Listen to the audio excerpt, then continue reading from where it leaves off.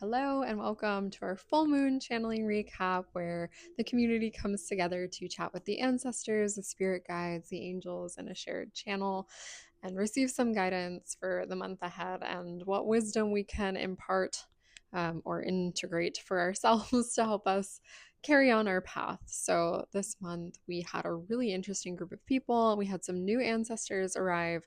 Um, and we got some messages about really integrating what is going on in our minds and our spirits into our bodies so that our bodies don't feel left behind, and really helping with the fear that our bodies are feeling. So, there was this sort of concept of how if our expansion is happening, in our mind at a quick rate, that our bodies can really feel left alone. It's the consciousness is playing in a different field of awareness, and a way that we can help that out is just by focusing on our integration practices, by slowing down. And they mentioned this as sort of like a carry forward from the last channel that we did, and so they're really working slow and steady on this concept of how humans are integrating big change and big advancement, big expansion, big concepts.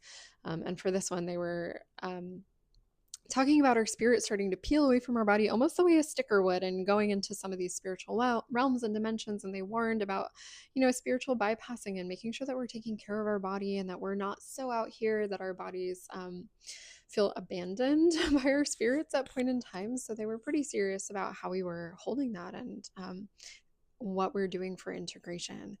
Another thing that came up that was really beautiful and interesting was this conversation about safety.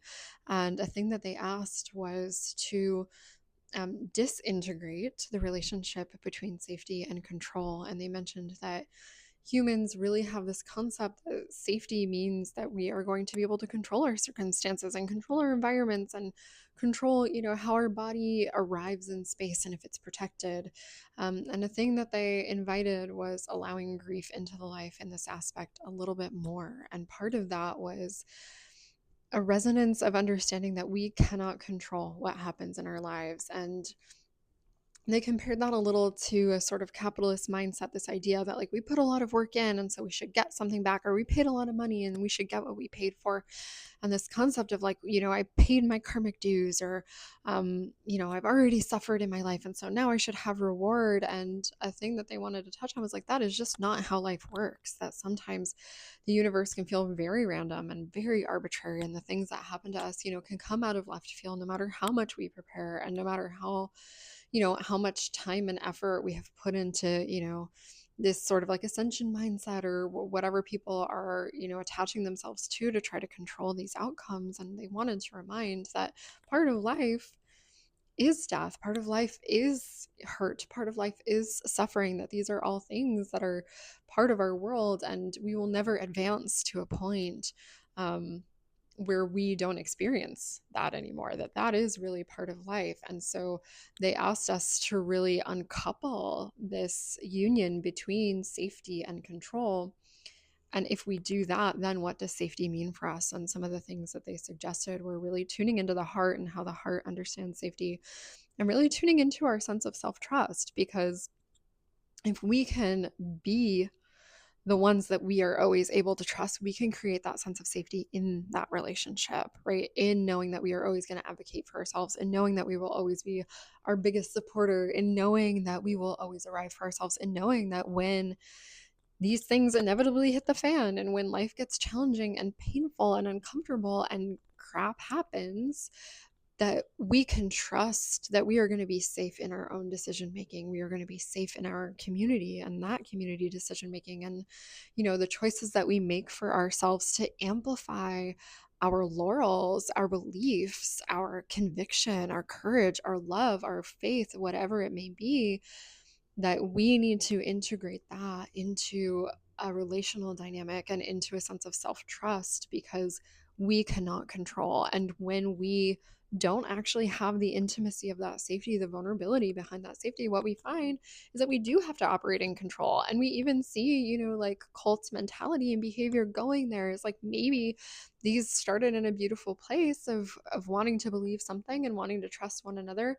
And then when it felt out of control and things felt out of control, instead of coming back to that, that is a way of the world, that is part of life, and how do we arrive for it, it was how do we control the world, moment by moment, facet by facet, and make sure that we have ultimate control and power over the situation, which will just never happen.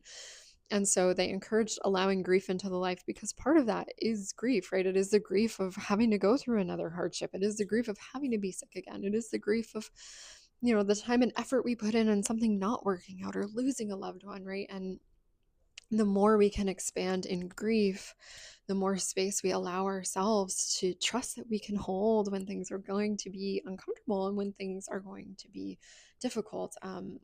And that is really sort of what they were encouraging in us, is how do we find safety in our own relationship with ourselves and our own trust with ourselves and the people around us in a way that feels capable of approaching hardship, in a way that feels capable of approaching grief, because we cannot mitigate grief. We can't get rid of it in the control external way, but we can understand and hold grief and support and trust and care and safety in that trust and care within ourselves and within our community.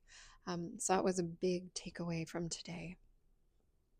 And also, if ever you want to join our channel, we love this communal space because so many of us have spiritual gifting, and so many of us have, different takes and different intuition on how these messages come through.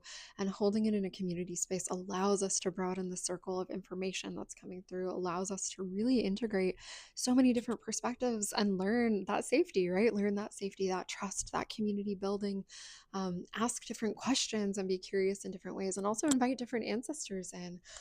So if you ever feel interested, please join us. You can find the invitation at samibass.com. That's Sami with an I. And just inviting you all into the beauty that is the Libra balance, finding the balance again between laughter and tears, between play and discernment. And a note that the ancestors left us on was, please make art. And they even compared art to a footprint in the sand for those of us that they called out as, oh, I'm not an artist and I don't do art. They really want the texture of creativity to really be infused in the times that we're going through and in creating the next steps of our lives. So however art occurs to you, however creativity occurs to you, they were asking, just put that energy into the world and allow that Libran balance between creativity and destruction to really thrive together.